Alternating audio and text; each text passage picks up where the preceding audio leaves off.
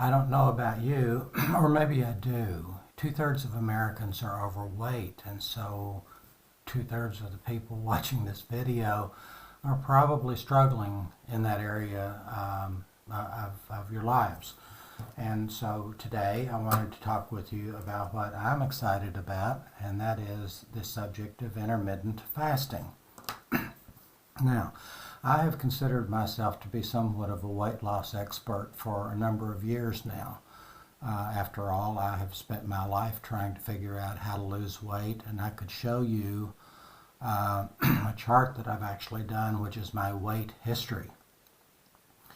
Where I am right now, just to continue talking about me, is that I consider myself to be either 16 pounds overweight or 26 pounds overweight, depending on what I might think of as my ideal weight. Nevertheless, 16 is, if I were to lose 16 pounds, that would be a good goal to set. Problem is, I've had that goal for a while. And as much as I know about weight loss, I woke up one morning earlier this week thinking two things. One is, I've got this problem not being able to lose weight. What is wrong with me? The other thing I had in mind, which very much related to it, was the concept of integrity. And I say to myself, if integrity is doing what you say you're going to do, and therefore it means doing what you tell yourself you're going to do, then why do I still have a problem managing my weight after all this time?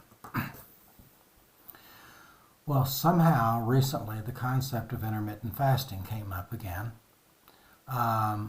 So in a couple of hours that I had that morning to think this through, I did a couple of things. I started reading a chapter in a book. The book I'm reading, I knew the chapter in integrity was the next chapter to read, so I started reading that.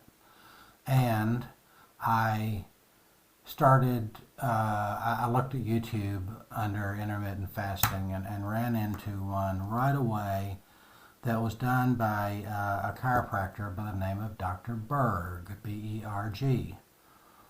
And so I clicked on that and started watching it, and I'm thinking, okay, this guy, I'm a doctor, I know how to evaluate other doctors. This guy was helpful and organized and reasonable and intelligent, and he was explaining intermittent fasting. He had a whiteboard that he was using for that, and he had kind of, the bottom line the single most important lesson I think that I learned from that is it's all about your insulin. That if you're eating several times a day, particularly if you're grazing, that your insulin levels are always up. On the other hand, intermittent fasting, just to define it, means that there are periods of time when you're not eating. That's what fasting means, not eating, or at least not eating much. So in the Bible, for instance, there's the Daniel fast, and the Daniel fast, as I recall, is fruits and vegetables for a while, leaving out all of the fatty, meaty bread, stuff that we all know is not healthy, particularly in excess.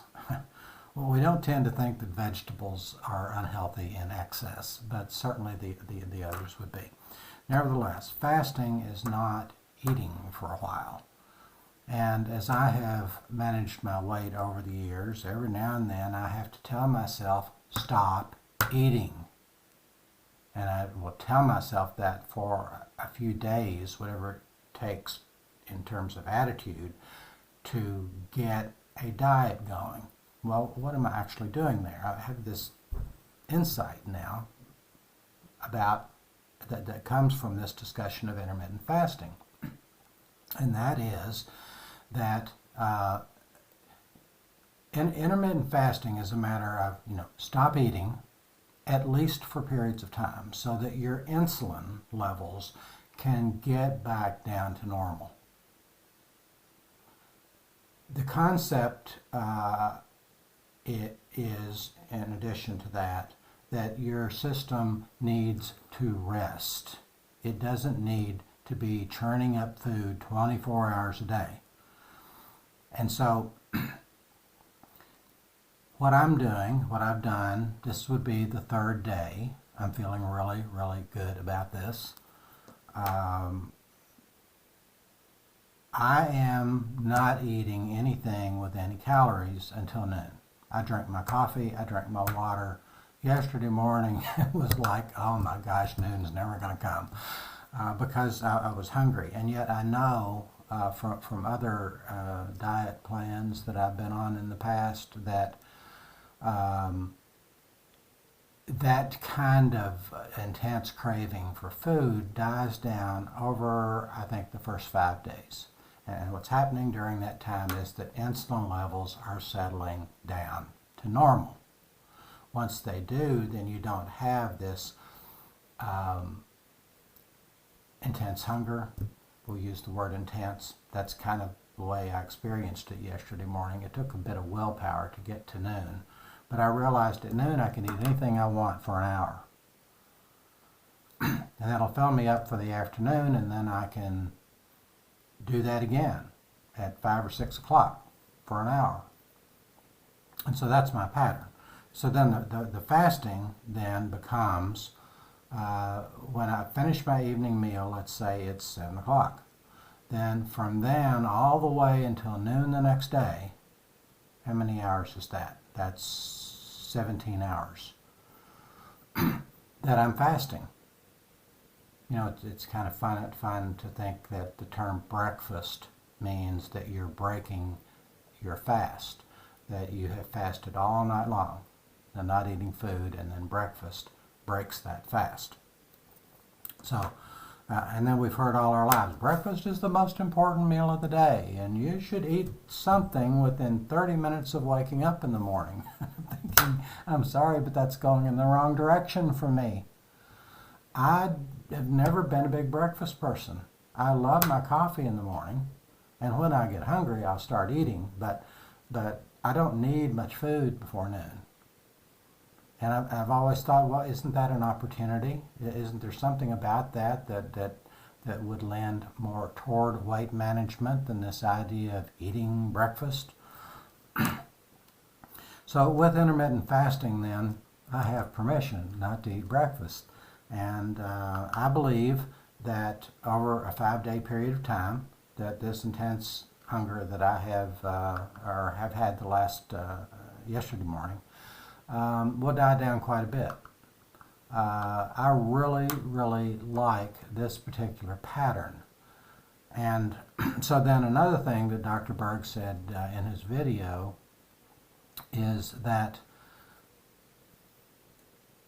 by allowing your insulin levels to go down, and then you're eating reasonably, you're eating healthy food, you're not overeating, but you're eating whatever you want, essentially, within those conceptual frameworks. You're eating whatever you want. In my case, I think I would choose to limit that to 500, 600, 700 calories at noon, and the same amount at dinner time. That ought to be filling enough, particularly if there are a lot of vegetables in it, which I do eat a lot of vegetables, particularly anti-inflammatory vegetables. That's another conversation, but very important to me.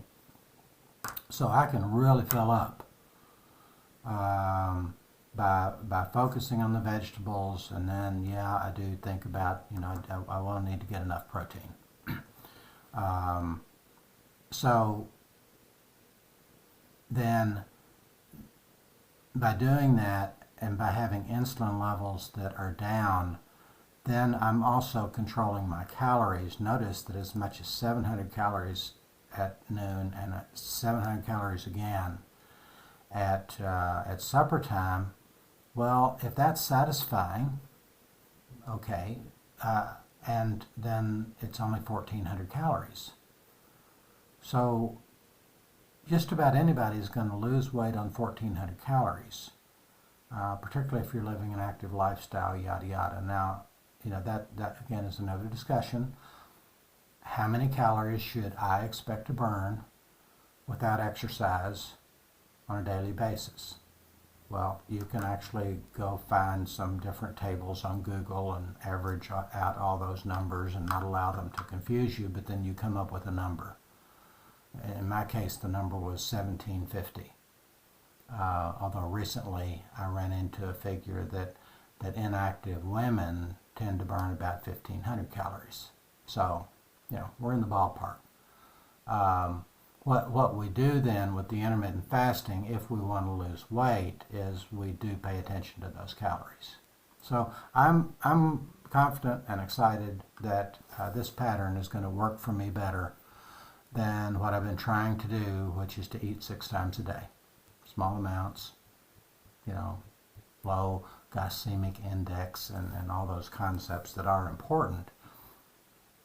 But I'm excited about intermittent fasting. You can tell that, and now on day 3 I'm actually very, very happy, not just because I think this is working for me, but also because I think it's reasonable to feel better when blood sugar levels come down, insulin levels come down, because that is what represents better health, better physical health. Remember, the brain is also an organ. It is also therefore physical. And if your brain is healthier because you're eating healthier, and oh, by the way, I got a good night's sleep last night and I've been exercising some lately, and so that diet, exercise, sleep triad, that's going well for me, and I think that's why I'm feeling happy and therefore particularly excited about intermittent fasting. So I wanted to share that with you, and I hope that helps you to improve yourself one small step.